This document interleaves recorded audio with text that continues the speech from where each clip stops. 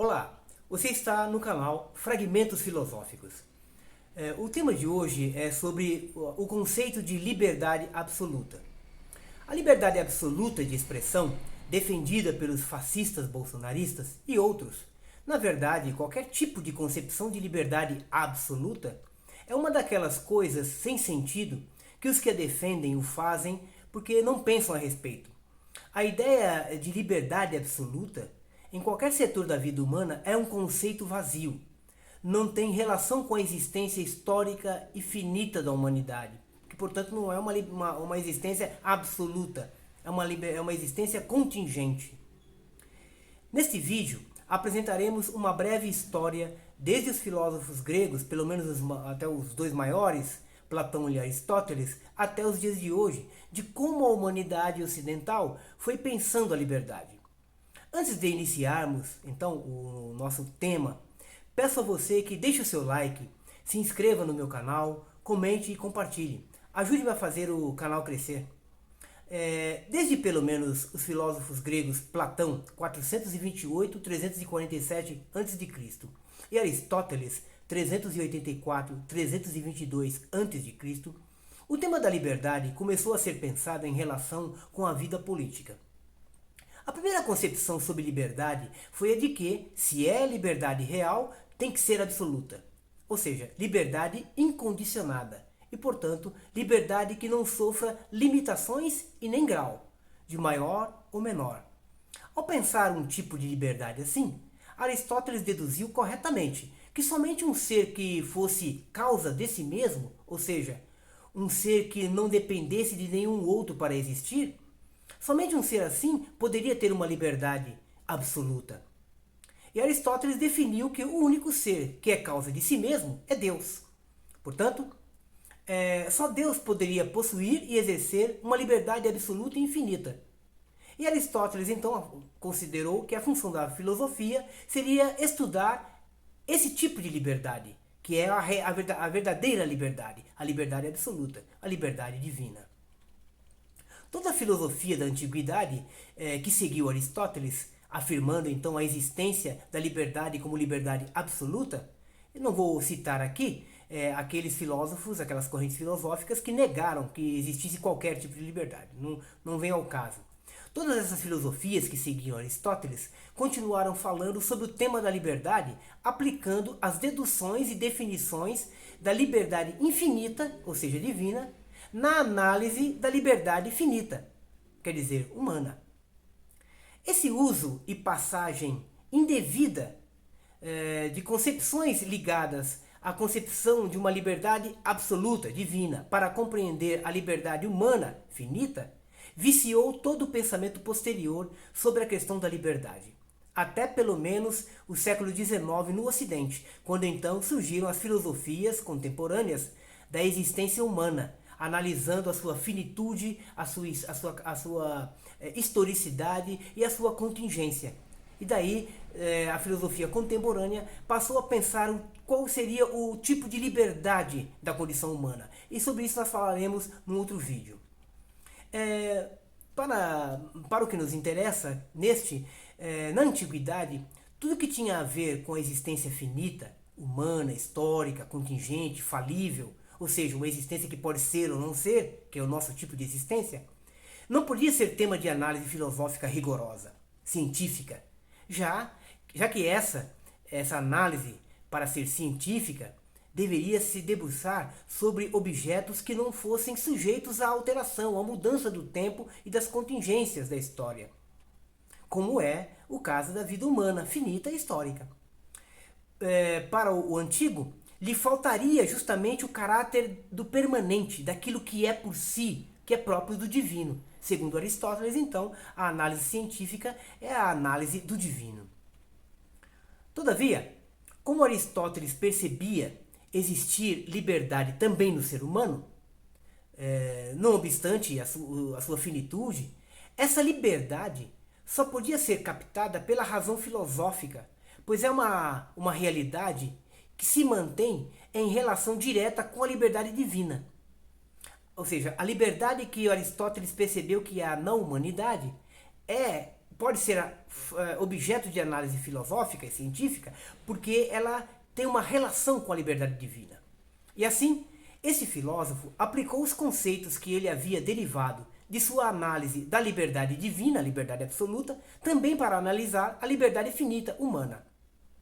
Aristóteles considerou isso possível porque compreendeu que, mesmo na existência humana finita, é o poder de escolha entre possibilidades diversas, ou seja, o ato em si de poder escolher que antecede a toda a escolha, porque depois que a escolha acontece, nós entramos no mundo da vida e de suas alternâncias, não interessa para análise isso aí. O que interessa é o objeto da análise do ato em si. Esse poder de escolher, esse poder de escolha é o que interessa então a Aristóteles analisar. O ato humano de escolha em si expressa nele mesmo uma liberdade não determinada ainda pela escolha das possibilidades. Este ato, para Aristóteles, imita e mantém em relação com a liberdade divina e, portanto, pode ser analisado com os mesmos critérios extraídos da análise da liberdade absoluta, incondicionada, divina, que Aristóteles havia elaborado. Nesse sentido, então, mantendo-se na comum desconfiança que toda a antiguidade vai manter para com a vida finita, a vida contingente, a vida histórica, a vida humana concreta, Aristóteles elaborou toda uma reflexão sobre o ato humano de liberdade, valendo-se dos conceitos de sua análise da liberdade divina, da liberdade absoluta. Todo pensamento, posterior a Aristóteles, mantendo o mesmo preconceito para com o mundo da vida, o mundo do corpo, o mundo do tempo, da história, seguiu Aristóteles nesse sentido. E ao falar da liberdade finita, liberdade humana, falava de um problema antes de lógica e de metafísica. Ou seja, de algo que estava além do físico. E não da liberdade realmente humana, concreta, histórica, da liberdade existencial, tal como nós hoje concebemos. Agora, saindo um pouco de Aristóteles e falando um pouco do seu mestre, foi Platão, professor de Aristóteles, que estabeleceu um paralelo interessante para nós entre a análise da liberdade absoluta, Platão ainda considera também a liberdade de forma absoluta, mas foi ele que estabeleceu uma relação interessante com o plano da análise da liberdade na vida política, propriamente dita. Isso nos interessa aqui. Assim, se a concepção de liberdade absoluta, analisada no plano da lógica e da metafísica, como fez Aristóteles, se referia à liberdade de um ser que é causa de si mesmo, ou seja, liberdade de um ser que, sendo causa de si mesmo, não depende de nenhum outro para ser e existir, quer dizer, liberdade divina, liberdade de um Deus. No plano da vida política, bem entendido, no plano ou no âmbito do modelo de democracia defendido pelos atenienses da época, nós estamos aqui ainda falando do mundo grego, Platão deduziu que a liberdade seria então a liberdade como ausência de condições e de regras, recusa de toda obrigação e, numa palavra, anarquia. Palavra que quer dizer sem princípio comum, válido para todos. Não, arche, princípio. Então, é interessante então que Platão, dentro dessa concepção de análise da liberdade como liberdade absoluta, concebendo, ainda dentro desse plano, como que se dá então a liberdade na política, ele vai entender o seguinte: se a liberdade então é liberdade absoluta, liberdade política então, segundo as pessoas que defendem a democracia, no tempo de Platão, é liberdade para fazer o que bem quiser. Interessante, né? Fato é que Platão ainda mantinha, em sua memória, o injusto julgamento do seu mestre Sócrates dentro do sistema democrático ateniense. Platão era desconfiado da democracia e mantinha essa memória. Sócrates, que para Platão e para o mundo grego, fora o maior e o melhor cidadão ateniense que havia existido. Mesmo Sócrates, que foi filósofo e professor de Platão, demonstrando sua inocência da acusação de que havia corrompido a juventude, promovido subversão política e ter praticado sacrilégio contra os deuses da cidade, Mesmo Sócrates demonstrando com argumentações muito plausíveis e verdadeiras, ele não conseguiu se livrar da condenação à morte empreendida por seus acusadores dentro do sistema democrático que Sócrates ajudou a criar e a fortalecer também. Esse fato marcou uma desconfiança muito profunda da democracia em Platão, que passou a entender democracia como o regime de onde nascem a tirania e a escravidão, porque é um regime onde todo mundo pode fazer o que bem quiser. Onde os oportunistas, por maior poder, dinheiro e influência, sempre vencem a razão, a verdade e a justiça, que são, para Platão, as principais buscas de todo filósofo autêntico, a verdade e a justiça. No seu livro República, livro 8º, seção 563D,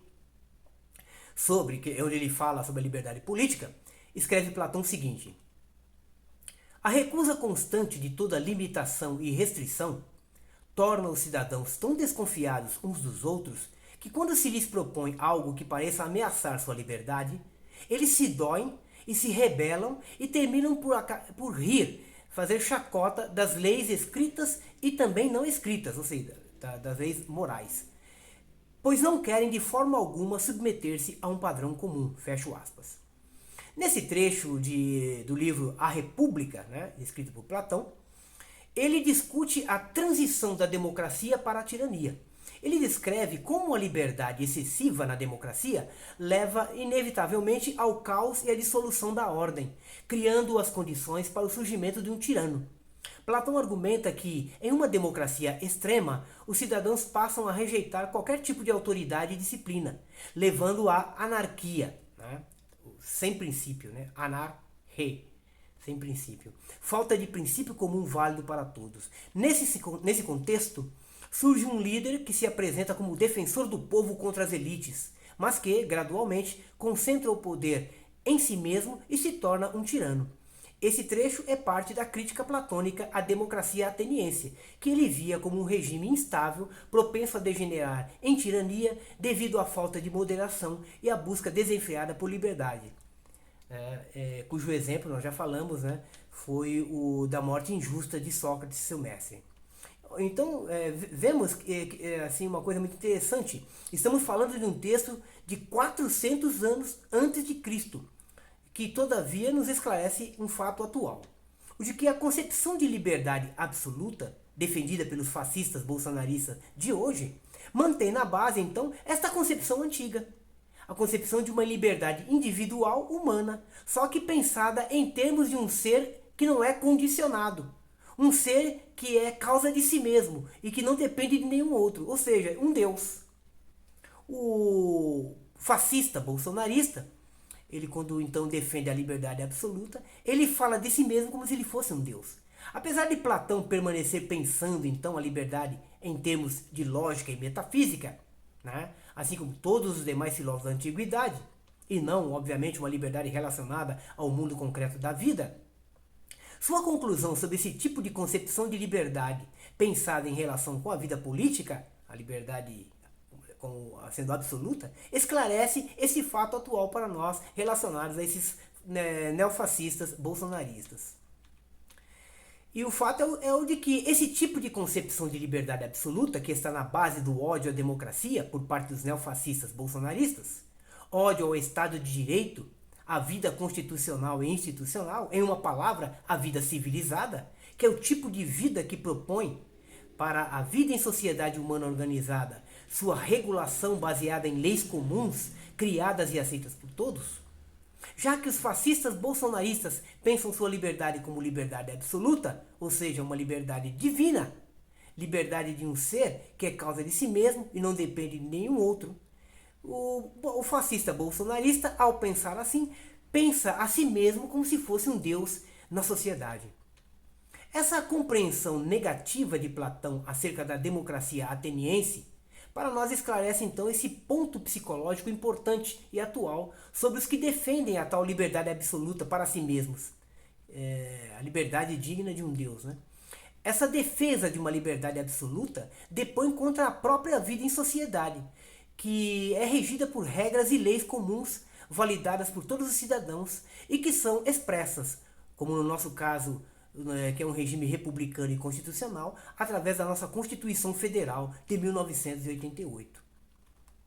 Portanto, indo além dessa dedução sobre os neofascistas bolsonaristas, podemos ampliar a nossa compreensão e estendê-la até chegar à própria concepção também liberal de liberdade política e também neoliberal de liberdade de mercado.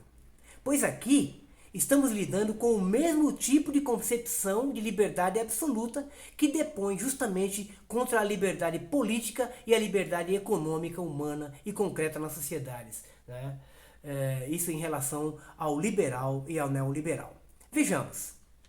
Há uma relação básica entre as afirmações sobre liberdade absoluta dos neofascistas bolsonaristas, que são gritos de individualistas que querem impor a todo custo suas vontades e idiosincrasias particulares ao conjunto da sociedade. Há uma relação também com a afirmação sobre liberdade civil defendida pelos liberais. Liberdade civil que está relacionada com a sua ideia de Estado mínimo, que são nada mais, nada menos do que gritos de individualistas que querem impor a todo custo suas vontades e idiosincrasias particulares sobre as ações do Estado, que passará, obviamente, a ser máximo para eles e seu balcão de negócios. Mas também há uma relação dessa liberdade, essa ideia de liberdade absoluta, com a afirmação da liberdade absoluta de mercado dos neoliberais, que são também gritos de individualistas, por sua vez, sobre a liberdade de mercado absoluta. Mas que será sempre uma liberdade para quem puder impor as condições dessa liberdade de mercado, que obviamente são os grandes capitalistas das mega empresas transnacionais. Então nós vemos que essa ideia de liberdade plena, liberdade total e absoluta, do ponto de vista da relação humana, do ponto de vista das realidades sociais, históricas, humanas, é uma ideia falsa e vazia. Em outras palavras ainda, Platão, em seu texto de 400 a.C., fazendo uma crítica à ainda incipiente democracia ateniense de seu tempo, parece nos esclarecer então um padrão psicológico que é básico em todo indivíduo que defenda a possibilidade, no âmbito da vida humana histórica e social, portanto contingente e finita, a possibilidade dessa falsa ideia, que é vazia, de liberdade absoluta. No próximo vídeo, nós vamos falar que tipo de liberdade a filosofia contemporânea, não a antiga, né, falar da contemporânea, descobriu que é, vamos dizer assim, a forma mais apropriada pela qual a liberdade humana, que é histórica, que é contingente, que é finita, pode ser pensada. Então, eu agradeço a sua atenção até aqui e até lá.